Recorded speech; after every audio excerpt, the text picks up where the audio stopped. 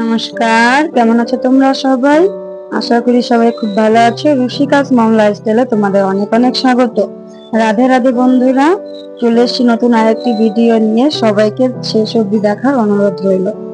তো তোমরা সবাই ভিডিওর শুরুতে দেখে বুঝতে পেরেছো আজ আমি কি বানাতে চলেছি। হ্যাঁ, আজ আমি বানাবো সাজের পিঠে আর মাংস।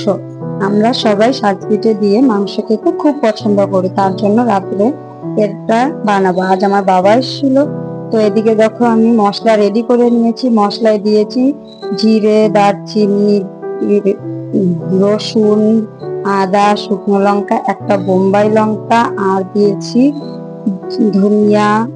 এইসব সবাই আর কি ঘরোয়া যে মশলা সেগুলো। আর দেখো আজ আমি একটু নতুন রান্না করব। নতুন বলতে হয়তো সবাই, আমি নতুন করছি আর অন্যরা করে থাকবে।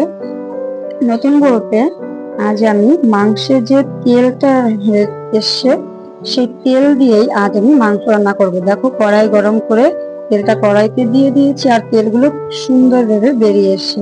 দেখো কতটা তেল হয়েছে এই চর্বিতেই। এবার ওই তেলে ফোড়ন দিয়ে দেব। ফোড়নে দেব জিরে, শুকনো লঙ্কা, দুটো এলাচ, একটু দারচিনি, একটু নেড়ে চেড়ে আবার দেব দুটো তেজপাতা। তেজপাতাটা দিয়ে একটু নেড়ে চেড়ে ওই তেলেই দেব পেঁয়াজ কুচি। পেঁয়াজ কুচিটা ভেজে নেবো এই তেলে।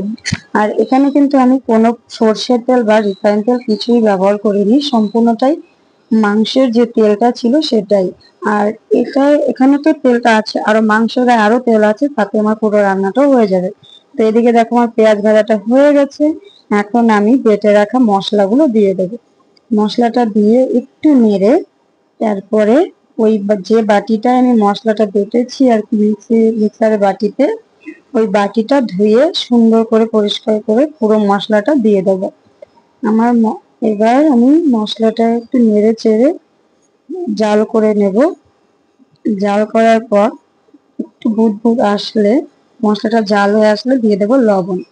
পরিমাণ মতো লবণ আমি আমার মতো করে দিব, আমার স্বাদ অনুযায়ী, তোমরা তোমাদের মতো দিও। আর দেব হলুদ। হলুদ লবণ দিয়ে মশলাটাকে একটু আবার নেড়ে চেড়ে কষিয়ে নেব।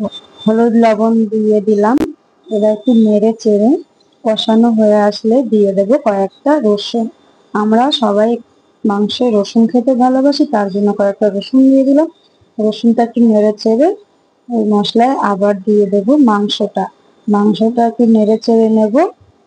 মাংসটা দিয়ে দিলাম। মাংসটা দিয়ে একটু নেড়ে মশলাটার সঙ্গে গায়ে মাংসটা আর মশলাটাকে দুজনকে সুন্দর করে মিলেমিশে মাখিয়ে নেবো, যাতে কেউ কাউকে দেখে মনে না হয় যেন সবাই আলাদা।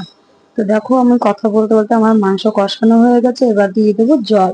মাংসটা যেহেতু একটু শক্ত ছিল, তার জন্য একটু বেশি জল দিয়ে মাংসটা ফোটাতে হবে। আমার ঠিক মনে নেই মুরগি ছিল। তো ওদিকে আমার রান্না কমপ্লিট হয়ে গেছে। এবার দেখো বাবা বাইরে উনুন ধরিয়ে দিয়েছে।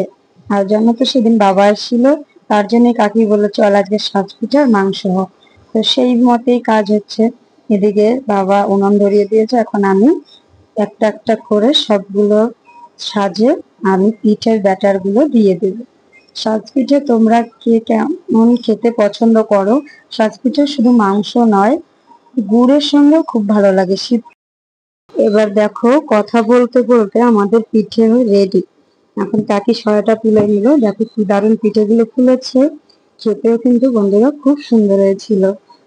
তোমরাও বাড়িতে একবার বানিয়ে খেয়ে দেখো, তোমাদের খুব ভালো লাগবে। রাধে রাধে বন্ধুরা, তোমাদের যদি ভিডিওটা ভালো লাগে সবাই একটু করে লাইক, শেয়ার, কমেন্ট করে দিও। আর বেল আইকনটা প্রেস করতে ভুলো না। সাবস্ক্রাইব করে দিয়ে দিও আরো নতুন ভিডিও পাওয়ার জন্য।